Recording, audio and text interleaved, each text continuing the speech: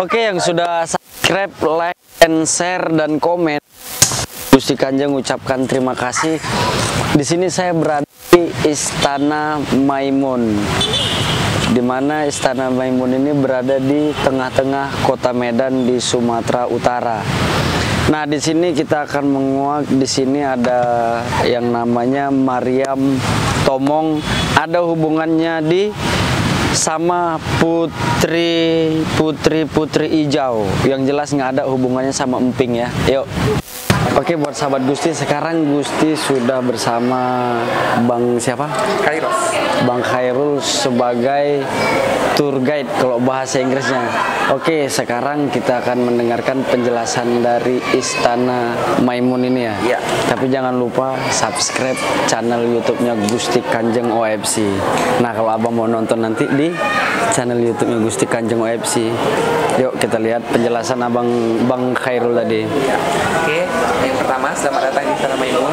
Perkenalkan, nama saya Kairos Valentino Sibarani. Jadi ini adalah sebuah istana dari Kesultanan Delhi. Kesultanan Delhi. Ini tujuan berbentuk tempat menyambut tamu. Menyambut tamu. Istana ini dibangun di tanah seluas 5,4 hektar dengan luas bangunan 2.722 meter persegi. Wah, luas ya. Iya. Lalu istana ini itu terdiri dari 3 bangunan utama, yaitu sayap kiri dan sayap kanan. Lalu bangunan tengah ini. Di bangunan tengah dibagi 3 lagi, yaitu teras yang ini. Dari sana tempat abang meletakkan sepatu kaki hingga sini itu disebut teras. Lalu ini ada kursi merahnya, tempat menyambut tamu yang tidak formal. Jadi itu hanya tamu pribadi. Oh, tamu pribadi. Lalu ada ruang tengahnya yang bernama balai room. Balai room itu dari 2 kata, balai dan urung. Balai artinya pertemuan dan urung artinya pemimpin. Oke, jadi setiap apapun peletakan barang di sini itu semua ada maknanya gitulah ya. Ada maknanya. Namun tidak seperti peletakan yang asli pada masanya. Pada masanya dulu ya, ini hanya formalitas gitu aja ya. Istilah kata gambaran zaman dahulu kerajaan. Oke, yuk kita masuk ke dalam lagi. Wah, buat sahabat Gusti, di tempat sini sangat indah ya. Ya abang aja, di mana yang mau dijelaskan abang jelaskan aja. Jadi istana ini dibangun oleh Sultan yang ke-9. Sultan yang ke-9 ya. Sultan 1 sampai 7 itu tidak ada fotonya di sini. Nggak ada foto. Karena dulu pertama dari Labuhan Delhi. Iya. Letak kerajaannya pertama, lalu berpindah-pindah. Lalu berpindah-pindah ke Medan. Iya. Di Medan ini istana pertama dibangun adalah Istana Maimun. Iya. Jadi Sultan ke-9 itu bernama Sultan Ma'mun Al-Rashid. Iya. Yang paling besar di sana. Oh, jadi itu Sultan yang keberapa? Sultan yang ke-9. Yang ke-9 namanya Sultan Ma'mun Al-Rashid. Ma'mun Al-Rashid. Ya. Lalu keturunan terus hingga sekarang Sultan yang ke-14. Yang ke-14. Oh. Jadi ini adalah Sultan yang ke-14. Tapi mirip abang ya? Mirip kan? Jadi ceritanya dulu, ayah beliau yang merupakan Sultan ke-13 itu adalah seorang militer. Seorang militer itu ya? Iya, ada dong. Kita lihat dulu. Menggunakan pakaian adat Melayu dan pakaian militernya.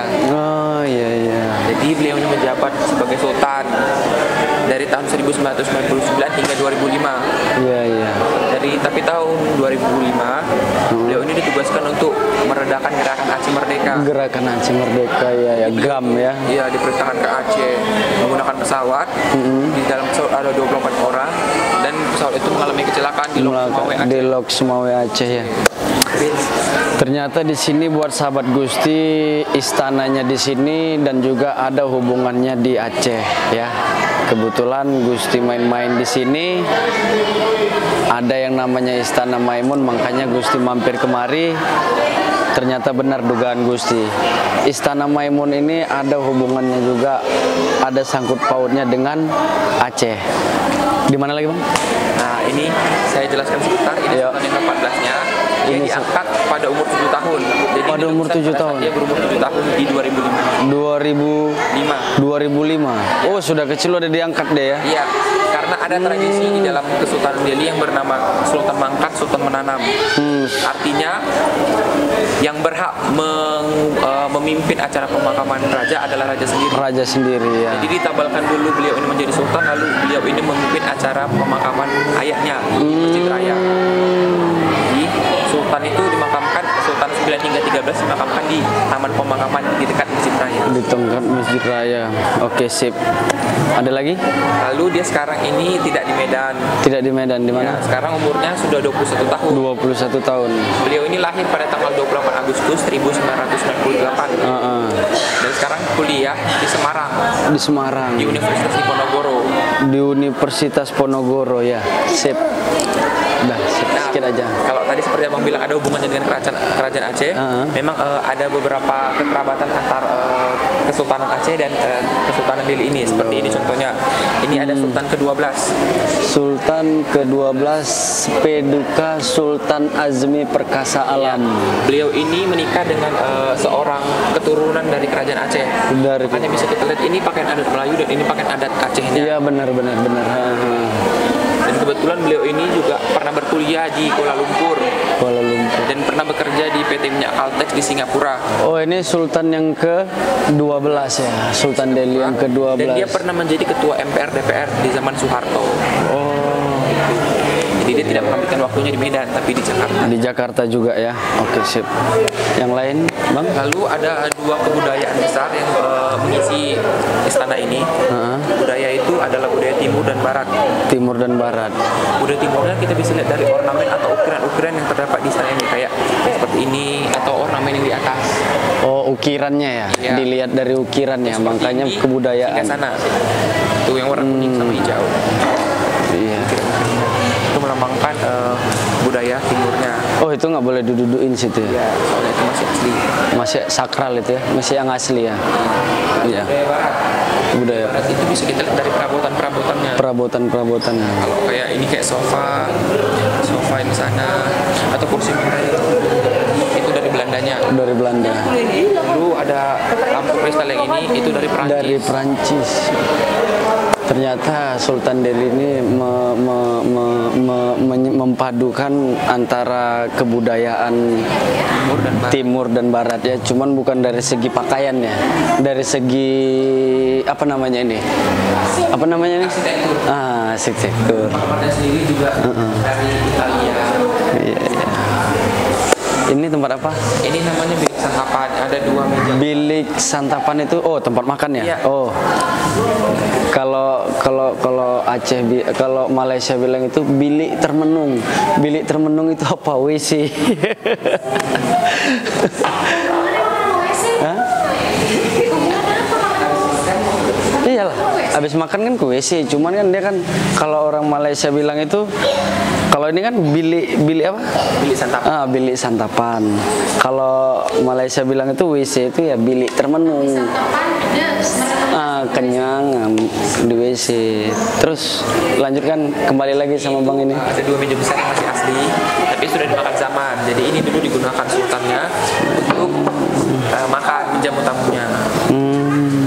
Lalu setiap Sabtunya di bilik santapan ini itu nanti tirainya itu ditutup. Lalu ada pengajian di sini, pengajian dan kajian. Sebelum makan. Setiap Sabtunya. Setiap Sabtunya. Di zaman sekarang ini setiap Sabtu bagian dari bilik santapan ini ditutup untuk umum dan ada ibu-ibu nanti yang datang untuk melakukan kajian dan pengajian. Oh iya. Mendoakan sultan yang sudah meninggal. Itu ada kayak buku-bukunya di sana. Buku Yasin. Buku Yasin. Ini tempat duduk apa? Berarti kebudayaan itu sampai sekarang ya? Sampai sekarang. Setiap hari Sabtu ada pengajian. Ada pengajian. Habis makan siang kan? Bukan habis makan siang. Jadi ada ya jam-jam segini itu ada pengajian setiap Sabtu. Setiap Sabtu. Yang jelas bilik santapan ini ditutup untuk umum pada saat hari Sabtu. Iya. Itu sekitar kayak 2 jaman gitu aja, baru bisa dibuka, lagi. Sebentar lah, shoot lah dulu abang, duduk dulu sama nenek ini. Iya, foto lo sama nenek ini. Oke, buat sahabat Gusti mau duduk dulu sama nenek. Jadi yang saya dudukin tadi adalah replika dari. Di depan tadi ada kursi yang seperti ini. Jadi itu yang aslinya direplikakan untuk kebutuhan fotografi di sini. Oh, gitu ya. Ini hanya gambaran yang di depan tadi. Tapi yang di sana nggak boleh didudukin gitu. Habis. Lalu untuk sekedar kita tahu, jadi istana ini ada dua warna besar yang mengisinya, warna hijau dan kuning. Hijau sama kuning. Hijau itu melambangkan agama Islam dan kuning melambangkan kesultanan. Lalu istana ini dikelola oleh sebuah yayasan keluarga. Istana ini bukan milik pemerintah. Iya. Jadi dikelola oleh yayasan dari keluarga untuk keluarga juga. Dari keluarga untuk keluarga. Digunakan untuk selalu meningkatkan. Iya.